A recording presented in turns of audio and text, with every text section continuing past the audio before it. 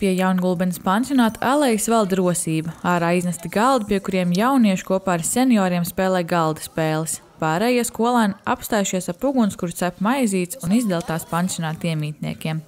Ciemiņi pie Jaungulbenes senioriem dodas regulāri, ne tikai labo darbu nedēļā. Pie mums ir ļoti bieži ciemos šādi jaunieši. Ir arī jaunāki, protams, ne tikai šāda vecuma, jā. Viņiem patīk mūsu klientiem un mums pašiem arī patīk. Tas ir patīkams nogurums. Viņiem patīk sadarboties arī ar citu paudzi.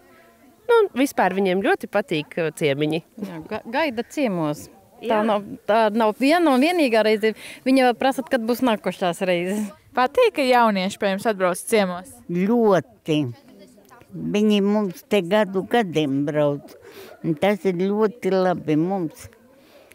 Mājinieki atbrauc, bērni, tie ir tikai uz mazu momentiņu. Bet šitie, kad atbrauc, tā var pabast. Paspēlēt, paskriet tur zālē, bumbus, spēlē visu ko. Doties uz pansionātu, jaunieši izlēma kopā ar skolotāju. Kādam skolēnam šeit dzīvo vecvecāki, vēl kādam kāds no vecākiem pansionātā strādā. Izdomājām paši, jo gribās jau palīdzēt tiem opīšiem un viņus ar viņiem paspēlēt, spēles un visu kaut ko tādu. Bija mazliet satraukums, jo nezināju, kā komunicēt ar vecākiem cilvēkiem. Un tev?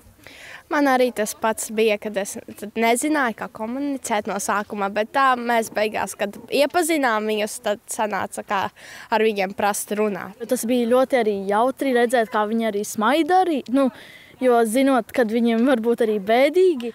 Jaunieši kopā ar Jaungulbenes pansionāta darbiniekiem jau plāno, kad varētu tikties nākamreiz, lai dotos kādā pastaigā, kopā gatavot vai spēlēt senioru pašu veidotās galda spēles.